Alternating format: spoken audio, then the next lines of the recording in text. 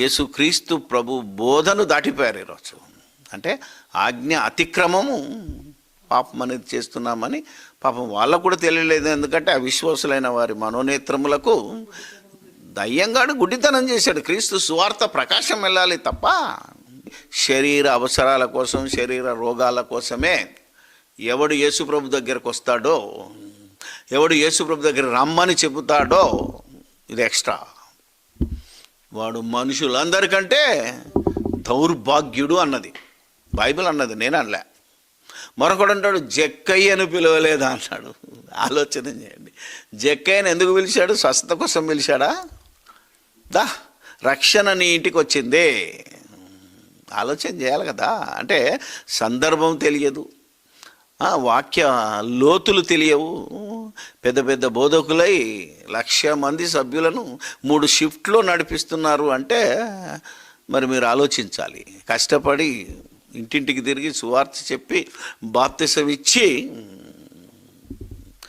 సంఘానికి మరి నడిపించిన మామూలు పాపం పేద నిరుపేద బోధకులకు 10 రూపాయలు ఇవ్వలేనోడు ఈ అద్భుతాలు, సూచక్రియలు, మాయబోధలు చేసేవానికి లక్షలు, వేలు ఇస్తున్నారు. అంటే ఇది సాతానుగాడి మాయ అని అనేక మంది విశ్వాసులకు తెలియటం లేదు కనుక తెలియజేస్తున్నామే తప్ప వేరే సంగతి కాదు. ఎలా పిలుస్తారయ్యా అని మరి నేను ఒకసారి మద్రాసుకి వెళ్ళాను. అక్కడ అప్పుడు మీరు చూస్తే టెలిఫోన్లో కూడా ప్రార్థన చేసే సిస్టమ్ ఉండే. ఇప్పుడు మీకు తెలియదు కానీ ఇప్పటికీ కొందరు సెల్ ఫోన్లో ప్రార్థన చేయమని ఇప్పటికీ అడుగుతున్నారు. మనం ఫోన్ చేసి ప్రార్థన చేయమని అడిగితే తప్పకుండా ప్రార్థన చేస్తామని చేస్తారు. అక్కడ 24 అవర్స్ ప్రార్థన చేసే ప్రార్థన వీరులు ఉంటారు గోపురాలలో. వాళ్ళు మీ పేరేంది, మీ అడ్రస్ ఏందని అడుగుతారు, మనం చెప్తాం. అలాగే కొందరికి ఆ కాలంలో కార్డు మీద పలానా వాళ్ళు బాగలేరు, పలానా రోగం ఉంది అని పేరు, ఇంటి పేరుతో సహా చెప్పే అలవాటు ఉండేది. కార్డు పోతుంది.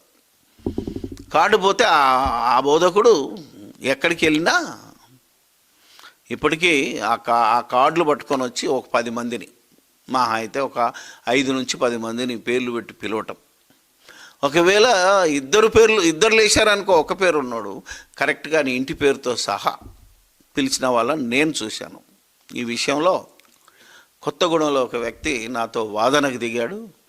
అతను రాసిన లెటర్స్ నా దగ్గర ఉన్నాయి. ఇప్పటికీ ఆ భక్తుడు బతికే ఉన్నాడు. ఊరికే కాదు, మీరు అనవసరంగా బదనాం చేస్తున్నారు, వాళ్ళను విమర్శిస్తున్నారు, మిమ్మల్ని మీరు హైలైట్ చేసుకుందాం అన్నారు. నన్ను నేను హైలైట్ చేసుకోవడం కాదు. బైబిల్ ఈజ్ గ్రేట్, దేవుడు గొప్పోడు, యేసుప్రభు గొప్పోడు. వాళ్ళు హైలైట్ కావాలి, మనమెంత, మనం మామూలు వాళ్ళం. అందుకే అలా చూసేసరికి ఆశ్చర్యపోయాను. నువ్వు వెళ్ళి చూడు అనగానే వాళ్ళ బ్రదర్ పేరు రాసి కార్డు రాశాడు. అలాగా ఆ బోధకుడు అక్కడ వచ్చినప్పుడు అదే పేరు పిలిచాడు. అప్పుడు అక్కడ ఉన్నోడు, సార్ మీరు చెప్పింది రైటు, దయచేసి నన్ను క్షమించండి అని నాకు ఉత్తరం రాశాడు. అలాగే లోకల్గా నేను ఒక 2 సంవత్సరాలు మరి ఈ అద్భుతాలు, సూచక్రియలు చేస్తున్నాము అని చెప్పే చర్చికి వెళ్ళాను నేను. ఆయన పాము గర్షణని కూడా బతికించినాడని ప్రచారం చేసుకున్నాడు. అప్పుడు నేను వెళ్తే నాతో పాటు మామూలు కూర్చున్నాం. మా పక్కనే ఉంటారు కదా, వచ్చి మీరు ఎక్కడి నుంచి వచ్చారు, ఎందుకు వచ్చారంటే నేను పలానా రోగం వచ్చింది, అయ్యగారు ప్రార్థన చేస్తే పోతుందట అని ఒకరినొకరు మాట్లాడుకుంటారు. అంటే అయ్యగారు స్టేజ్ మీదకి రాకముందే. ఎందుకంటే అయ్యగారు ఎందుకంటున్నా అంటే మనకు అలవాటు అయింది అయ్యగారు అంటాం. అయ్యగారు కాదు, సేవకుడు లేదా బోధకుడు. మాట్లాడుతూ మనం మాట్లాడుకునే లోపల మనతో మాట్లాడిన వ్యక్తి వెళ్ళిపోయి పాస్టర్ గారు రాకముందే పేరు, వివరాలు, కట్టుకున్న చీర ఇచ్చేవాడు. కరెక్ట్గా అదే పేరు పెట్టి అదే రంగు చీరని పెట్టి పిలిచాడు. రాశానండి, జాగ్రత్తగా వినండి. అలాగా మరి ఇలాగ పిలువనల సంగతి ఏంటి అని అంటే, కొందరు సంఘస్థులకు, ఆయన దగ్గర ఉన్న సంఘస్థులకు, ఇది నేను హన్మకొండలో చూశాను. జాగ్రత్తగా వినండి, ఎందుకంటే అన్ని ఊరు తిరిగాను, ఊరికే కాదు. తిరిగి అంతకుముందు నేను ఒక సవాలు చేసేవాడిని. నాస్తికుడిగా హేతువాదిగా ఉన్నప్పుడు. స్వస్థతలు క్రైస్తవుల వలనైతే క్రైస్తవ మిషనరీ ఆసుపత్రులకి ఎందుకని నక్సలైట్లు, నాస్తికులు, మరి హేతువాదులు ప్రశ్నించేవారు ఆ కాలంలో. కరెక్టే కదా. మొత్తం లోకం మీద ఉన్న మరి ఎక్కువ మిషనరీ ఆసుపత్రులు లేకపోతే పెద్ద పెద్ద ఆసుపత్రులన్నీ ఈరోజు యేసుప్రభు నమ్మనోళ్ళు కూడా అమెరికాకి వెళ్ళి అమెరికన్ హాస్పిటల్లో బాగా వేస్తున్నారు కదా.